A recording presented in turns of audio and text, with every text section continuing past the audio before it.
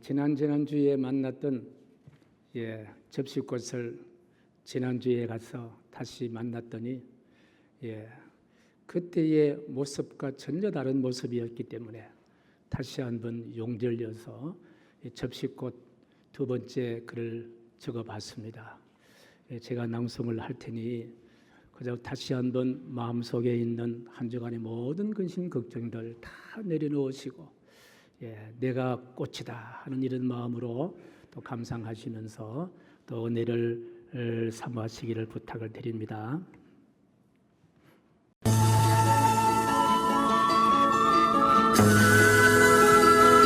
접시꽃 두 번째. 살다 보면 살아가다 보면 서글펐던 세월에도 웃음으로 환하고 외로웠던 순간들이 기쁨이 된 이런 날, 꽃피는 날이 있습니다.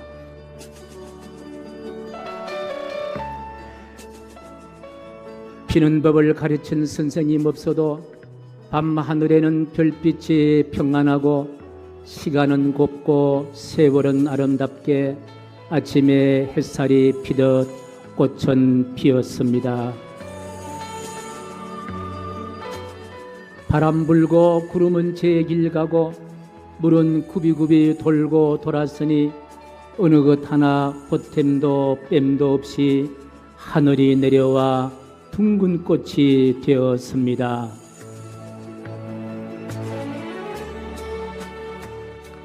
우두둑 요란한 소나기 솟던 날에도 한 번도 지나치게 시끄럽지 않고 다정하게 방긋이 웃는 뒤태도 행복한 접시꽃, 하늘 담아 꽃이 된 이유입니다.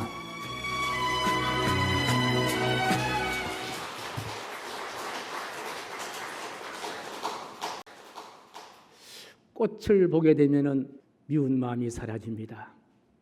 꽃을 보게 되면은 슬픈 마음도 사라집니다. 우리 예수님은 사랑의 꽃으로 세상에 오셨습니다.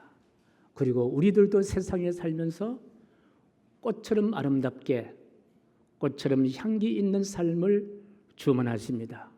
오늘 이 시간이 바로 그 시간 되기를 소원합니다. 꽃으로 피어날 수 있는 축복된 시간 되기를 주님의 이름으로 간절히 축복합니다. 접시꽃, 장미꽃이 아름답다 해도 가장 아름다운 꽃은요, 옆 사람 보시고 당신입니다. 시작. 사람이 가장 아름다운 꽃이에요. 사람이 호박이 능굴처럼 굴러 들어온다, 이런 말이 있습니다. 뜻밖의 좋은 물건이 온다든지 아니면은 큰 횡재를 당한다든지 아니면은 큰 은혜를 입는다든지 할 때에 우리가 즐겨 쓰는 속담인데, 이 속담이 생긴 유래가 이렇더라고요. 경남의 사천에서 새색시가 신랑 집에 들어오기 전에 혼수로 호박을 가져온다는 거예요. 가져온 호박을 방으로 이렇게 굴러 보내는데 이때 시어머니가 좋은 신부를 집에 들였다, 그런 의미로 호박이 능굴처럼 굴러 들어왔다, 그렇게 덕담을 한다는 이야기입니다. 오늘 이 본문의 말씀을 읽어보게 되면 참으로 호박이 능굴처럼 들러 굴러왔다, 이 말씀에 해당되는 한 분을 만나는데요, 그분이 바로 그 유명한 다윗이라는 사람입니다. 바로 다윗이 왜 호박이 능굴처럼 굴러 들어왔느냐, 바로 이 말씀 때문이에요.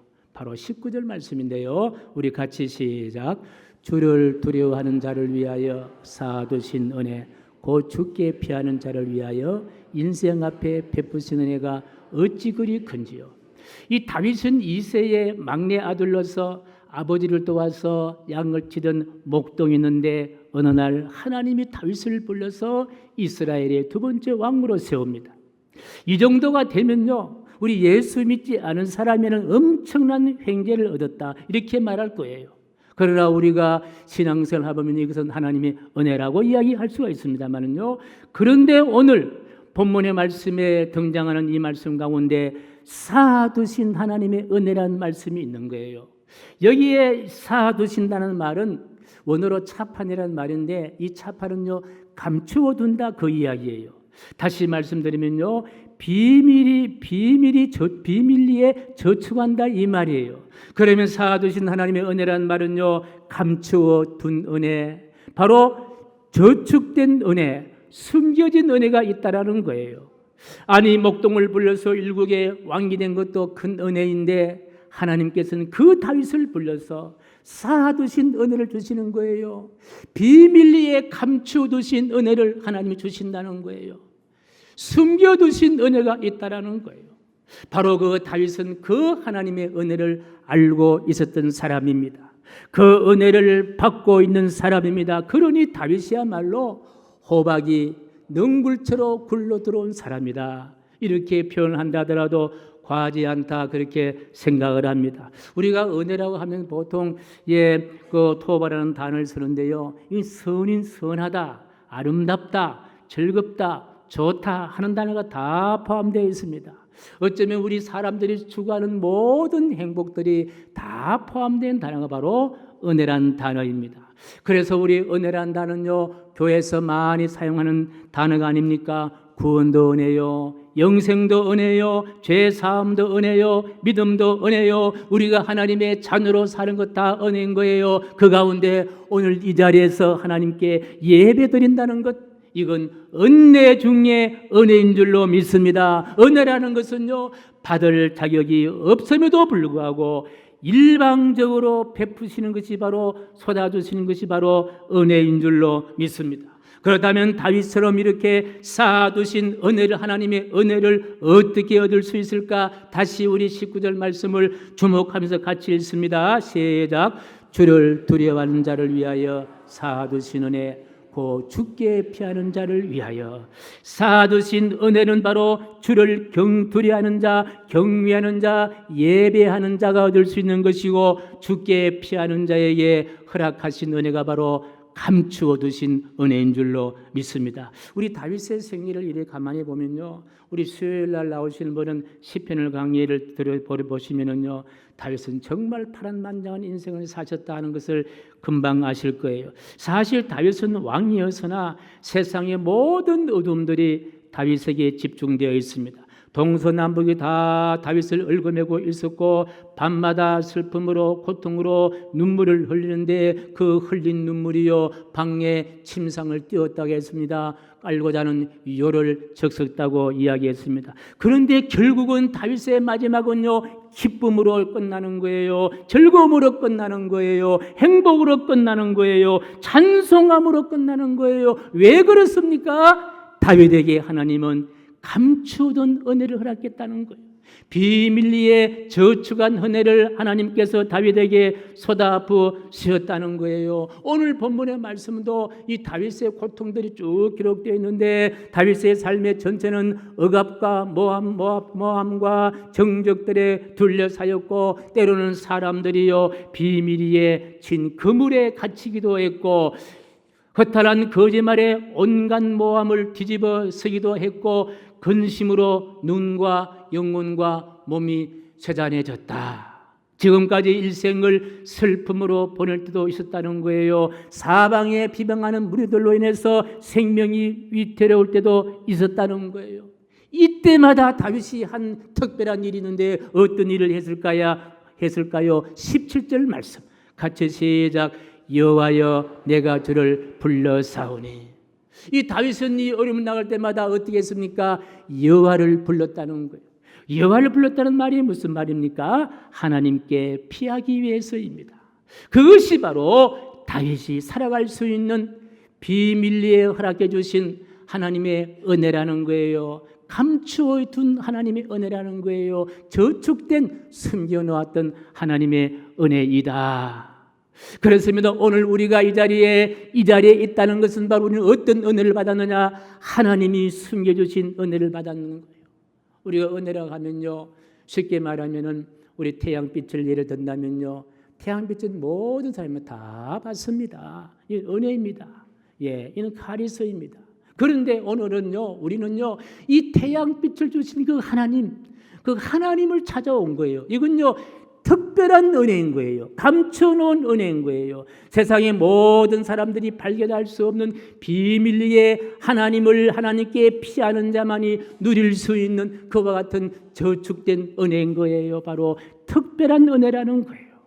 이처럼 하나님의 쌓아두신 은혜를 생각을 한다면 저는요, 십자가 은혜를 건너뛸 수가 없습니다.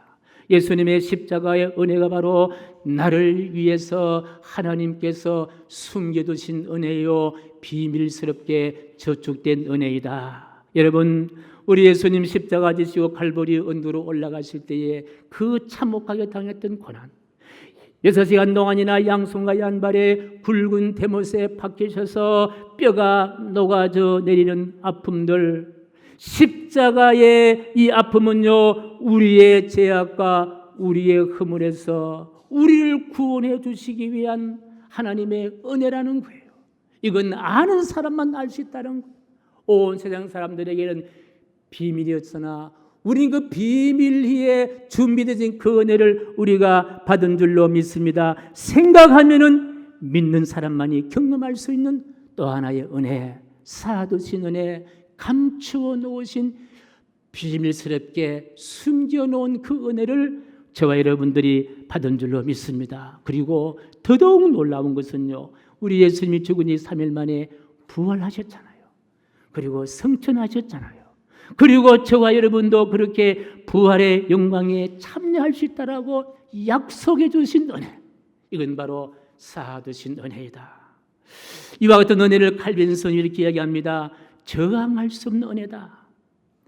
불가항력적인 은혜다. 이 은혜가 오늘 저와 여러분들을 덮친 거예요. 쓰나미가 해변을 덮치듯이 이 불가항력적인 은혜, 예수님의 십자가의 은혜가 우리를 덮치셔서 그 은혜가 우리의 죄 사함 받고 하나님의 자녀가 되어서 오늘 주의 집에 예배드리는 자로 서게 된 줄로 믿으시면 아멘. 여러분, 물고기는요, 물을 떠나서는 도무지 살 수가 없습니다. 마찬가지로 우리 믿음의 시각으로 보면요, 우리는 매일매일 하나님의 은혜를 떠나서는 도무지 살 수가 없다. 1초 순간순간이라도 하나님의 도우심과 인도하심이 아니라면 우리가 살 수가 없다. 지난 6개월 동안 하나님 살펴보십시오. 수많은 사람들이 힘들고 어려운 일 가운데도 오늘 우리가 여기 이 자리에 있다는 것은요, 하나님의 이 쌓아두신 은혜의 덕분이요, 그 은총을 입은 그와 같은 은총인 줄로 믿으시기 바랍니다. 우리는 이뿐 아니라 세상의 사람들도 다 하나님의 은혜 없이 살 수가 없지만은 이미 받은 우리가 은혜가 있는데요, 조금 더 욕심을 내자면은 우리에게 또 다른 은혜를 요청하고 싶습니다. 감추어 놓은 은혜, 내가 아직까지도 받지 못한 은혜, 어떤 은혜가 있을까요?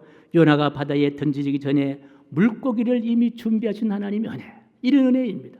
아브라함이 이삭을 바치기 전에 숯불에 수양을 대기에 넣으신 여호와 이레의 은혜, 이런 은혜를 말하는 거예요. 다니엘이 사자굴에 던져졌을 때에 사자의 입을 봉하시고 다니엘을 기다렸던 하나님의 돌보심의 은혜, 쌓아놓고 기다리시는 하나님의 숨겨놓은 이 은혜가 지난 6개월 동안 있었습니다마는 앞으로 우리가 살아나가는 우리의 생애 가운데 충만하기를 주님의 이름으로 간절히 축복합니다. 지난 6월 25일은 일방적인 북의 침공으로 시작된 참혹한 동족 상잔의 비극이 일어났던 날입니다. 지금 6.25 전쟁 발발한 지 74주년이 지났습니다마는 뭐 새삼스럽게 전쟁을 이야기하는가, 이런 반문하는 사람은 아마도 이 자리에는 없을 줄로 압니다. 왜 그런 거니까? 3년 1개월 동안 전쟁의 참상을 우리는 잊지 못하기 때문입니다. 한반도 전체가 다 폐허가 되었고요, 20만 명의 전쟁 미망인이 발생했고요, 10여만 명이 넘는 전쟁고가 생겼고, 대한민국과 저 북한의 사상자를 합하면요, 자그마치 250만 명이나 사상자가 생겼다고 합니다. 1천만 명에 넘는 이산 가족이 생겼고, 공업시설의 45%가 파괴되었고, 이처럼 전쟁에 남긴 참상을 겪지 않기 위해서도 우리는요, 6.25 전쟁을 잊지 말아야 한다 생각을 합니다. 우리가 특별히 6.25를 기억해야 할 또 하나의 분명한 이유가 있다면요, 74년이 지난 지금도 북의 도발은 여전하지 않습니까? 겉으로는 평화를 말하면서도 안으로는 온갖 무기를 다 만들고, 심지어는요 상상할 수 없는 사상자가 발생할 수 있는 핵무기도 만들고, 이 핵무기가 몇 개나 있는지 잘 파악도 되지 않는 이와 같은 상황에 있습니다. 요 며칠 전에는 평양에서 서면 서울에까지 1분 내지 2분에 도착할 수 있는 극초음속 무기를 또 만들어서 시험 발사를 했다고 하지 않습니까? 또 최근에는요 정말 우리가 이성으로 납득되지 않는 오물을 담은 풍선을요 2,000여 개를 갖다가 이 남쪽으로 막 날려보내고 있습니다. 하나 지난주에 몇 차례 저의 핸드폰에 재난 문자가 발송되었는데 북한 오물 풍선이 서울 상공에 지금 포착되었습니다. 그런 문자들이라는 거예요. 그리고 또 최근에는요 소련과 이렇게 밀착되는 그 같은 모습들. 그럼에도 불구하고 우리 국내의 정치는 아수라장이 아닙니까? 그리고 무엇보다도 해이해진 반공정신입니다. 우리가 누구에게 피해야만이, 어디에 숨어 있어야만이 이 금수강산, 내 나라, 내 민족들, 우리의 자녀들, 우리의 가정들, 우리의 생명을 안전하게 보장할 수가 있을까? 동서남북을 쳐다봐도요 대답이 없는 거예요. 해답이 없는 거예요.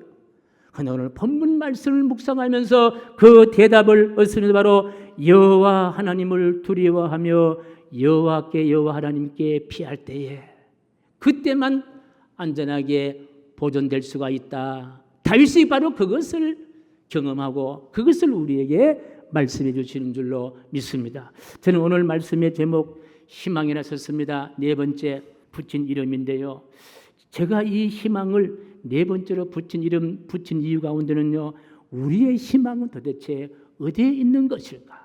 누가 우리의 희망일까? 저는요, 우리의 희망은 바로 이 나라 이 민족의 희망은, 우리의 미래의 희망은 바로 땅에 있는 것이 아니라 하늘에 있다. 여호와 하나님이 우리의 희망이다. 이것을 제가 강조하기 위함입니다. 왜 그렇습니까? 본문 3절 말씀 때문이에요. 3절 말씀 같이 읽습니다. 시작. 주는 나의 반석과 산성이시니 그러므로 주의 이름을 생각하셔서 나를 인도하시고 지도하소서. 우리 주는 하나님이 나의 반석이시고 산성이라는 거예요. 우리 하나님이 이 나라 이 민족의 반석이시고 산성이시고 여러분의 생업과 여러분의 가정의 반석이시고 산성이시다. 그래서 우리는 하나님께 피하는 일, 우리의 저항할 수 없는 하나님의 쌓아두신 은혜다. 저는 그렇게 생각해 봅니다. 그 은혜를 누리기 위해서 신약의 바울 사도 선생님께서는요 히브리서 4장 16절에 이렇게 권면하고 있습니다. 같이요, 시작. 그러므로 우리는 긍휼하심을 받고 때를 따라 돕는 은혜를 얻기 위하여 은혜의 보좌 앞에 담대히 나아갈 것이라.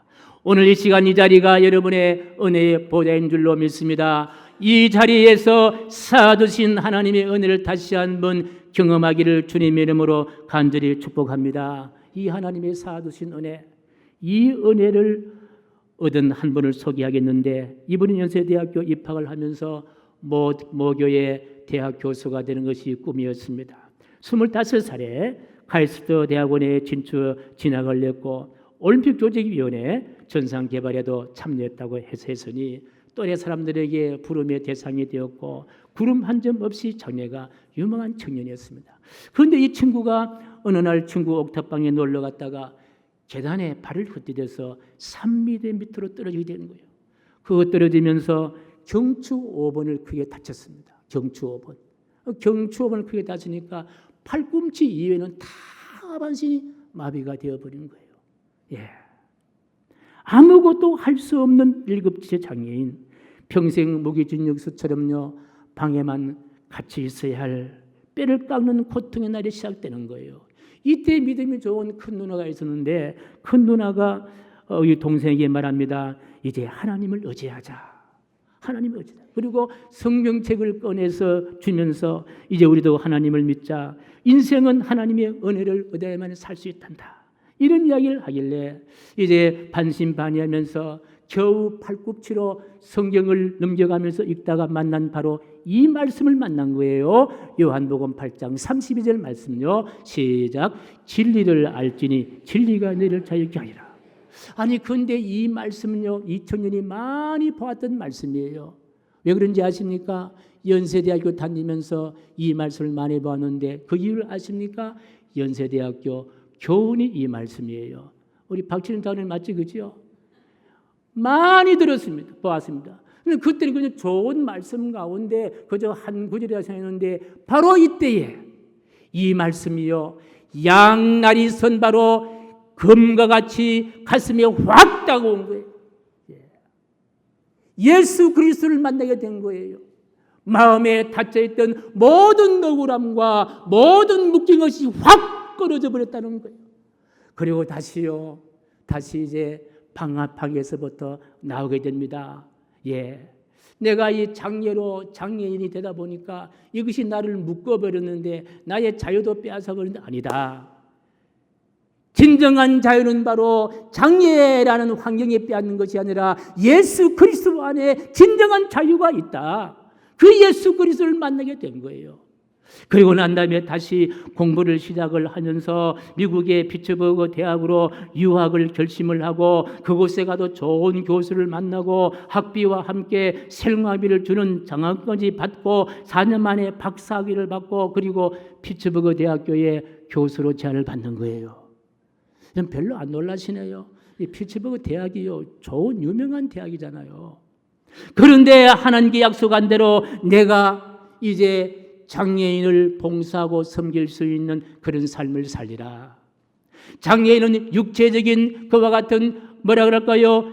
육체적인 재활만이 능사가 아니라 바로 마음의 재활, 영혼의 재활, 정신적인 재활이 필요하다. 그러기 위해서는 하나님이 필요하다라고 그렇게 꿈을 꾸어서 이분이 다시 연세대학교로 오셔가지고 지금은요 보건대학교의 교수님으로 계시는 김종배 교수님입니다. 바로 이 교수님이에요. 지금 이분은요 하나님이 없이는 살 수가 없는 거예요. 바로 이분이 받은 은혜, 숨겨진 하나님의 은혜다. 비밀리에 감춘 하나님의 은혜를 이 교수님이 받게 된 줄로 믿습니다. 사랑하는 성도 여러분, 김종배 교수님에게 하나님은요 장애란 얽매임에 벗어나게 하신 하나님이시고 다른 장애인을 섬길 수 있게 하신 하나님의 은혜, 감추었다가 주신 숨겨있는 하나님의 은혜를 얻은 줄로 믿습니다. 다윗에게 하나님 어떤 하나님이십니까? 사망의 음침한 골짜기에서 건져내신 하나님, 원수의 목전에서 상을 차려두시고 잔을 넘치게 하시는 하나님, 지금도 이스라엘의 국기에 다윗은 별이 되어서 펄럭이게 하신 하나님. 저와 여러분들이 하나님은 어떤 하나님이십니까? 지난 6개월 동안 눈동자처럼 지켜주셔서 오늘 예배할 수 있는 예배자로 서게 하신 하나님. 여러분, 다윗이 그렇게 많은 고통을 당했지만 다윗은 그 고통 때문에 조금도 손해보지 아니했습니다. 조금도 피해 입지 아니했습니다. 고통 때문에 조금도 불행해지지가 않았다는 거예요. 오히려 고통 때문에 주어진 특별 보너스를 얻게 되는데 그 특별 보너스가 무엇입니까? 감추어 놓은 하나님의 은혜를 얻게 된 줄로 믿습니다. 그리고 그 사둔 하나님의 은혜를 실천하였던 다윗은 바로 이렇게 실천하는데 바로 이 말씀이에요. 시편 100편 4절 말씀인데요. 같이 시작. 감사함으로 그 문에 들어가며 찬송함으로 그의 궁정에 들어가서 그에게 감사하며 그 이름을 송축할지어다. 전천후에 감사입니다. 다윗의 일평생 동안 고난과 두려움이 따라왔지만요, 다윗은 놓치지 않은 게 있습니다. 무엇이었습니까? 감사인 거예요. 범사가 감사한 거예요. 다윗에게만 감사의 삶을 살게 하였습니까? 그렇지 않습니다. 사도 바울 선생님의 주신 이 말씀 우리가 경청합시다. 데살로니가전서 3장 5장 18절 말씀인데요. 시작. 범사에 감사하라. 이것이 예수 안에 늘 향하신 하나님의 뜻이니라. 우리 다음 주는 올해 전반기 6개월을 돌아봐서 하나님께 드리는 감사를 실천할 수 있는 맥주 감사 주일입니다. 지금 내가 여기 있음이 피난처 되신 하나님의 은혜라고 생각한다면 어찌 감사를 아니할 수가 있겠는가? 지금 내가 누리는 생명, 십자가상에서 주신 예수 그리스도의 십자가상의 생명 주신 은혜라고 우리가 믿는다면 감사해야 할 사실을 어찌 우리가 소홀히 그렇게 생각할 수가 있겠는가 하는 마음입니다. 그래, 감사하며 살아야 된다 결심하게 하신 분이 보혜사 성령님이라면 감사할 수 있다는 그 사실 하나만이라도 우리의 기쁨이요, 우리의 평안이요, 그리고 행복임을 우리가 부인할 수가 없는 줄로 믿습니다. 다음 주 맥주 감사 주일은 이처럼 우리가 하나님께 피하게 하시고 앞으로 남은 여생도 하나님의 사주신 하나님의 은혜를 받아야 한다고 생각하면서 준비하는 특별한 감사가 되기를 바랍니다. 일반적인 감사가 아니라 6개월 동안에 농축된 그 감사를 적어보기도 하고 감사를 예물로 준비해서 하나님께 마음껏 드릴 수 있는 축제가 되기를, 감사의 축제가 되기를 간절히 축복합니다. 감사는 은혜란 다리를 건너서 또 한 번 경험할 희망의 고지에 이르는 길이다 정리할 수 있습니다. 희망을 가진 자는 반드시 감사의 삶을 살 수밖에 없다라는 거예요. 이 은혜가 맥주 감사주의를 준비하는 저와 여러분들의 것이 되기를 주님의 이름으로 간절히 축복합니다. 존귀하신 하나님, 지난 은혜에 대한 반응이 감사라면 다가올 미래에 대한 미리 우리가 할 수 있는 것도 바로 감사인 줄로 믿습니다. 우리의 지난 세월, 우리 하나님이 감춰놓은 특별한 은혜에 대한 감사의 삶으로 이어지게 도와 주옵소서. 예수님의 이름으로 간절히 기도하옵나이다. 아멘.